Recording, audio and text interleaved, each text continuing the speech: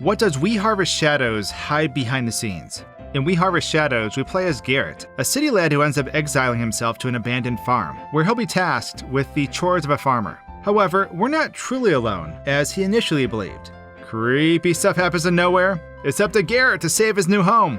So we're going to take a look behind the scenes and out of bounds as we sort of break things along the way. Such as this strange head that's menacingly floating in the bed of our truck. Or perhaps getting a closer look at our character's parents, as they take us on this trippy ride through this dreamscape. We have a bit to cover, so with that, I hope you enjoy this alternative look of We Harvest Shadows. So when you're out on the farm doing farm stuff and harvesting some shadows, you better watch your back, because another kind of shadow will sneak up on you. The 5 o'clock shadow. And if you're not careful, sooner or later you'll have a beard. But perhaps with some help, that isn't such a bad thing. Thankfully, Manscaped, the sponsor of today's video, is here to keep you looking refined like the hard-working farmer you are with their newest game-changing product, the Chairman Pro. This electric foil shaver features a 360-degree contouring head with 2 interchangeable skin-safe blade heads. So whether you want a close shave or a bit of chicken-raising stubble, these options have you covered. The Chairman Pro will follow the contours of your body with its pivoting head, letting you maintain your field with ease. And with 75 minutes on a single charge, you'll have plenty of time to get looking your best. So if you're looking to elevate your grooming routine, the Chairman Pro from Manscaped has you covered. Go to manscaped.com/HorrorScoped and use code HorrorScoped to get 20% off your order, plus free shipping. And a big thanks to Manscaped for supporting me as a farmer. Creator. As always, I usually hit you guys with a brief recap so everyone knows a sequence of events that take place throughout the game. The game starts off with our character, Garrett, talking about a demonic face he saw in his rearview mirror, as that's when it all started. We're driving, as he states. It was the morning after everything went down. I didn't have anyone anymore. Garrett is in his mom's old truck driving back to New York. However, something happens that our character can't explain as he drives past his exit. He expresses that he physically couldn't turn the wheel, so he just kept driving. This is when the player will see this creepy person's face slide into the view of the mirror, as they horrifically smile at us, quickly disappearing. Regardless of his short-term paralysis, he'll continue on with the driving. The screen will fade to black as we arrive at this farmstead property that's up for sale. Our character is clearly ready to become a recluse, as we'll see in the dialogue, but he's ready to invest everything he has for the much-needed solitude. The screen will once again fade to black, and we'll see ourselves re-emerge within the property, as he explains that he went ahead and bought the farm. The gate is locked, as we'll throw the key as hard as we can. Are we forever stuck on this farm now? Garrett becomes emotionally overjoyed with fitting music that begins to play, as the title of the game fades onto the screen. An older woman's voice will then say he made her a promise when he was little. He says he'll keep that promise, as we discover it was his mother that was speaking. That's when we transition into the next scene, beginning the first day within the game. Stopping there, let's go back to the main menu and see what has transpired behind the scenes at this point. If we sit here at the main menu screen, we'll hear the floorboards creak as the shadow passes by the light that's shining into this room. It happens twice, but if we zoom out, we can see that it's this rubber-legged shadow man that waltzes on by as he disappears shortly after. When he approached the second time, I stopped the game and tried to shine my light on this mysterious figure. Unfortunately, I was unable to do so, despite my efforts of putting light on them.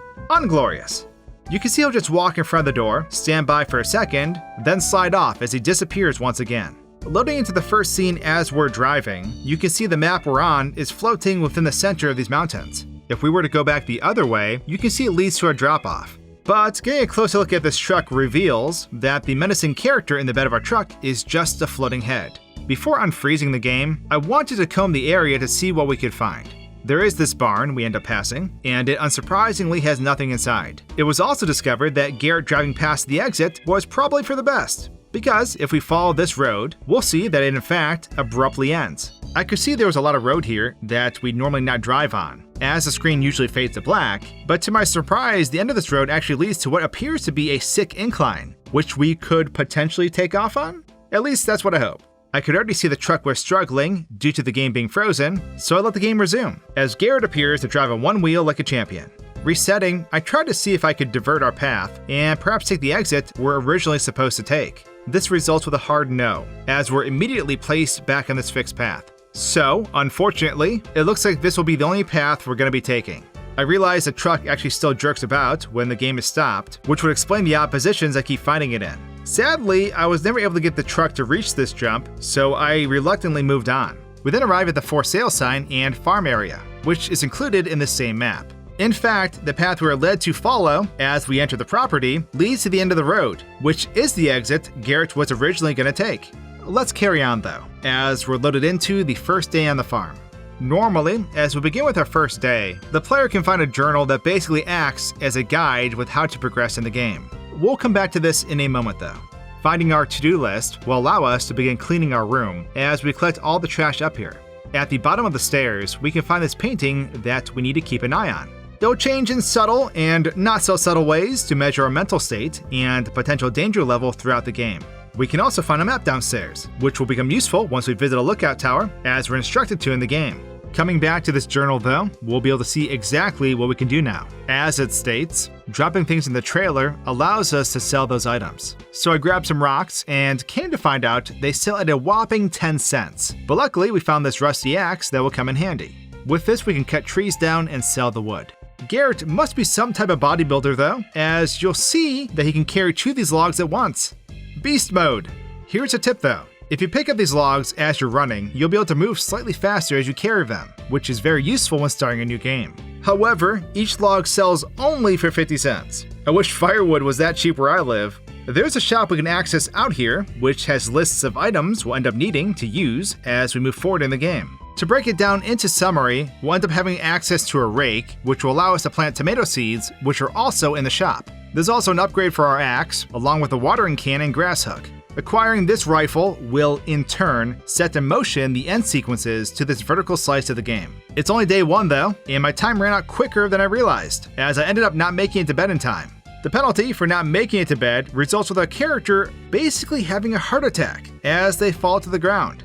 Probably not a good idea to live on a farm by yourself if this is a daily occurrence, man, but I'm not here to judge. So this failure normally takes some money from the player as we transition into the next day. But in this instance, my game glitched while entering into day 2. Instead of waking up in bed, you can see we're still where we died, as the game guides us back to the room, clipping through the house. Completing our to-do list on day 1 allows the story to progress, as we'll then see someone out back standing with what appears to be a deer. Rushing out here to check it out results with Garrett thinking he sees someone known as Claire, as she vanishes. This follows with a flashback to when he was a city slicker. It's a grainy, high-contrast black and white scene, and in it we walk with Claire, who is a love interest if I had to guess. They converse with one another, and then we'll see a deer running along the bridge as it almost causes an accident while crossing. Claire wants to help it, and as we approach the deer, we're taken out of the flashback. Garrett snaps back to reality on the farm as he ponders whether or not Claire ever thinks about him and where he is. Let's take a closer look at how all this transpired though. Coming out here with the camera, as we've moved forward on our to-do list, we can see Claire petting the deer. We can also see that features of her face are missing, making her appear as this scary faceless ghost. This doesn't bother the deer though, because the pets are worth it. Staying here with the camera, as our character is teleported to the bridge scene, we'll see the farm despawn, as the deer continues running on thin air. The deer will continue running towards the edge of the map for a great while as the bridge scene takes place, eventually stopping and turning around to wait. As the bridge scene ends, the farmland will reappear under this doe. Looking at this whole area though, we can see the bridge floats above this body of water that has this wall of flat building sprites surrounding it. There are some 3D modeled buildings out here, but that's about it. After freezing the game, I ended up breaking it, which put Claire in this broken position. Sorry. However, it now appears the game won't progress, which is exactly what I wanted. I managed to run all the way across this bridge, where I ended up finding a couple of cars frozen in place. One of them was out of reach, but it was at this moment that I decided to leap off the bridge to see if perhaps there's a death barrier. Nope, there sure isn't. It looks like Garrett's gonna get his wish of wanting to be a recluse because no one's finding us down here. Unfortunately, there wasn't much else to this area, but I did turn this flashback into a nightmare with Claire. As you can see, the deer is petrified as Claire towers over us. Now, you're gonna notice that throughout this video, there'll be multiple instances of us going through the game. This is because each playthrough had varying interactions when it came to the entities and whatnot. So, with that said, there was an instance while I was minding my own business as I watered my tomato plants, but then, boom! There's a giant dead lady's face in the sky, peering at us as the eyes intensely pulsate. Zooming out to get a better look at this thing is, something else. This could be the same person we saw in the back of the truck. However, this head's huge, and we'll just continue to have this staring contest with us. This monstrous head has the high ground, and speaking of victims of high ground, while looking at the back of this head, it reminds me of Darth Vader when his helmet is off. Please don't hurt us, Master Anakin. Retreating aside, I come across this glowing eye entity that's creeping in the bathroom. Unfortunately, this was the only time I was able to get it to occur, hence not being able to get a closer look.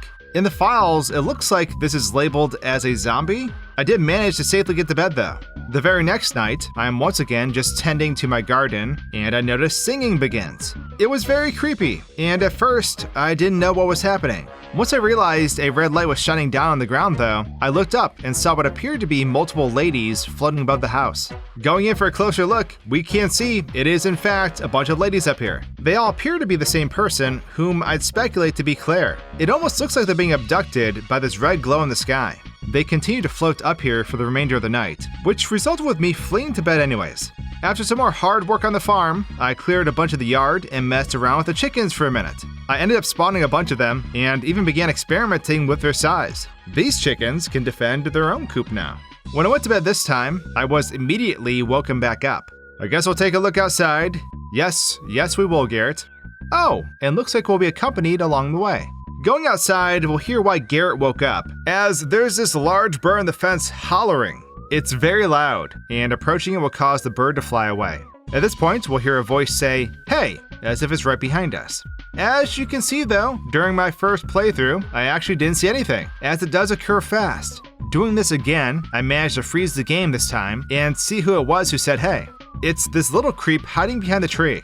Getting a closer look, we can see that this is, well, I'm not sure. Normally, we wouldn't be able to see the figure like this. Regardless, they'll never stop me from completing my to-do list. Oh yeah, that's what we look like to the ghost. However, after viewing this entity, it will slide behind and into the tree as it vanishes. Going back upstairs, we'll see our TV is on now. The front of Garrett's home is on the TV display, and we can see there's activity going on downstairs that isn't us. Using the camera during this, we'll see that's not the case though, as nothing is actually occurring. Going to bed and waking up after all of this, in my case, Garrett expresses that he thinks it's time to venture out beyond the fence. Looking out the window, we can see a little light out by the red barn. At this point, I believe this is none other than Claire. She's wearing the same black dress as the floating people did above the house. She'll just stare at us though. I kinda figured that's all she'd do, seeing as her name in the files reads, "Peaceful Woman Watching from Barn." Pretty telling.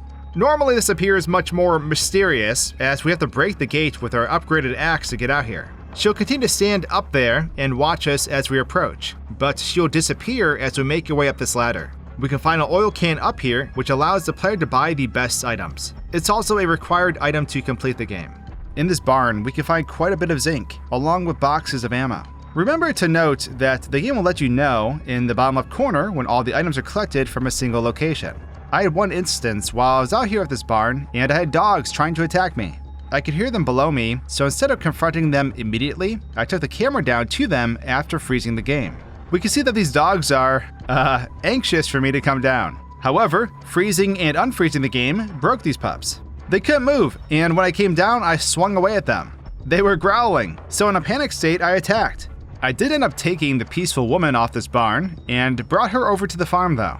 Unfortunately, we cannot interact with her, but as you can see, this whole little interaction is peculiar, as she always has her sights on us. She basically would just chill here for the remainder of the day though, which was somehow both comforting and uneasy at the same time. However, we'll have this interaction with a cat, which is always great.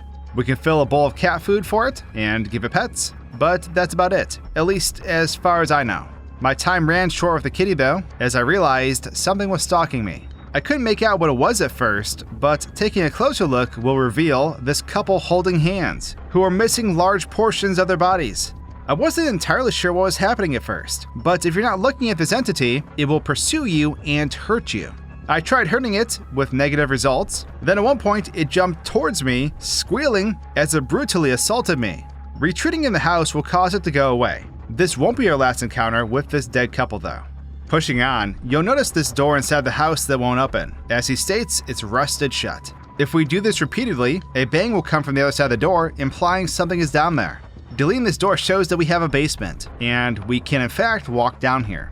There's not much down here though, but there is an extra copy of our journal here. I'd assume this was left over, seeing as we normally wouldn't be able to get down here, which explains why we can partially see through the floor down here as well. There's also an attic in this house, in which Garrett believes something may be up there. From this perspective, we can see that's not the case though, as it's just blank space. Perhaps in the full release of this game, we'll see these areas utilized. Going to bed, you'll see that completing more of the to-do list will lead us into a new chapter. At this point, we're able to clean up downstairs, and I basically just continued farming as I tended to my chickens and their eggs. However, there is this watchtower we can run to once breaking the fence down. So we can walk our way up to the top of this tower, where we'll end up finding a map of this area. While here though, I had a slightly glitched encounter with a new entity. I believe it may have meant to be standing on the tower itself. I'm not sure, but as you can see, it's this human-like deer creature that will just menacingly stand idle as we play. If I'm gonna be real though, I'm just relieved and thankful that it never moved or attacked me. While we're out here though, you'll see this large fence that surrounds our entire property, in which we normally cannot pass. But with a little deleting action, we're able to make our way out here. There are actually buildings out here too, but you're probably thinking to yourself right now, there's most likely nothing out here. I'm here to tell you, you're right. None of these buildings have anything interesting going on. However, there is another watchtower out here, and as you can see, we can walk our way up this one as well. Just like the other tower within our normal limitations. Realizing there's nothing left to do in this area, I decided to test the strength of our legs as I leaped off the tower. Turns out that fall damage doesn't take any prisoners, as you can see. Starting back up though, I decide that it's time to buy the rifle. Purchasing the gun will start a sequence of events that culminates in the ending of the demo, as it's stated. This led me to observing our character from this view as we hold various items. It's pretty funny to see, as we're basically stuck with this permanent extra left arm that is solely for our to-do list. However, once purchasing the gun and entering a new day, we'll enter Chapter 2, The Diseased Couple. Going into Chapter 2, I made my way out to the remaining building I had yet to check out. I wanted to have the rifle before I came out here, as I thought it'd be dangerous here. This wasn't the case for me though. We can find an old company party invitation here, which is notably in good condition. We can find more ammo and zinc in here as well, along with another oil can. That's about it though, as I didn't have any encounters here. Back to the farm, I noticed that if you utilize this scarecrow, who I'm sure looks familiar as this model has been in a few horror games we've covered now, but the scarecrow has a chance of appearing in your house once placed down by the player. It'll just creepily stand there, but will make a slight head movement when the player turns back to look at it, making it that much more unsettling. So, as instructed, we'll head over to shoot 5 cans that are on a log pile east of the house. Once done doing that, we're left to basically wait for the night. So I shoot some crows while I wait. I know, it's quite ruthless. If you didn't know though, the crows will fly down and start nomming on your tomato plants if you don't have a scarecrow. They also can be sold for extra cash, so there's that too. Gloriously, justified? Anyways, once we go to bed at this point, we end up having a dream. From what I gathered, where Garrett is an infant during this scene, as we listen to his presumed parents converse while driving.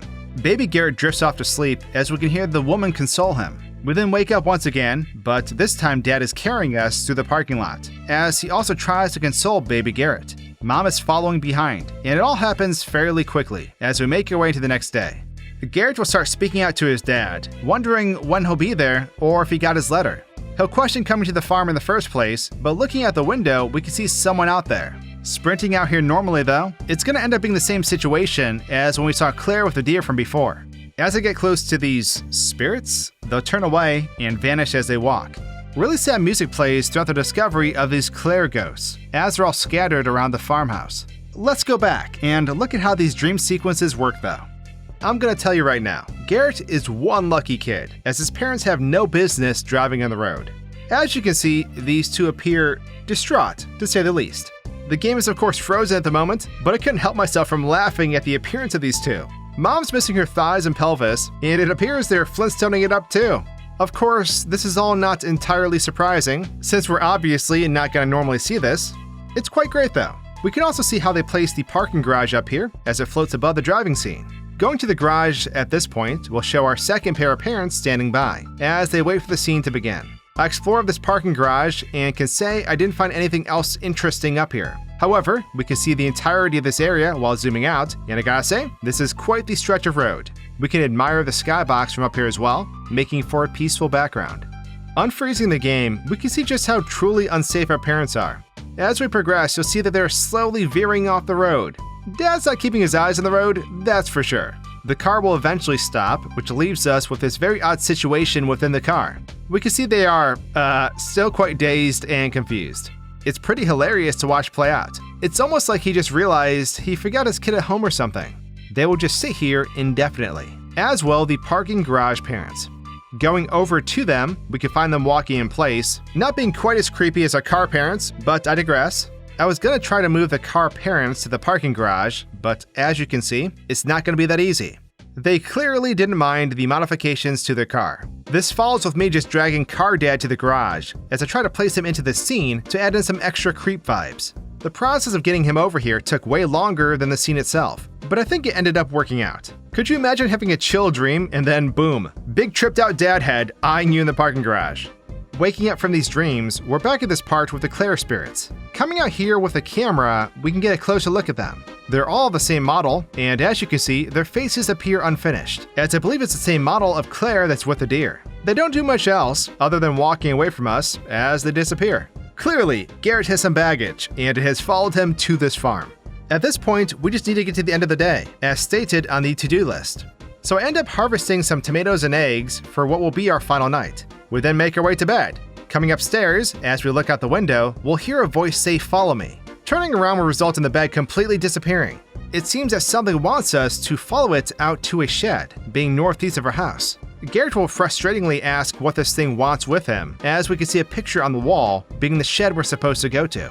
It looks like this was behind the wallpaper, perhaps being there all along. So using the map to head towards the shed, we can see there's a lot more land that we may just potentially be able to explore with the full release of the game. Heading northeast, we'll find this shed though. If you come here earlier in the game, you'll find some zinc that's highly useful when starting a fresh game. However, coming here now and reading this note will initiate our demise. We can see it says, "Look, back away, but don't look too long." Reading this connects some dots, as it's basically describing, yes, these two. I'm speculating, but I want to say this diseased couple, as they're referred to, may be some kind of manifestation that represents his relationship with Claire. What do you think? You can't outrun the couple, so we basically follow the instructions from the strange note. Look, back away, and create distance. Making it back to the house, we'll see the painting is really angry. However, upstairs in our bedroom, we have this bizarre scene taking place. We have Claire sitting in this chair, covered with these vines that have overgrown throughout the wall. Her head is not detached and higher up on the wall as well. This was especially creepy to me because it appears as if her eyes could just open at any moment. It's now time to talk to Claire though. Claire, I'm so sorry. I see you.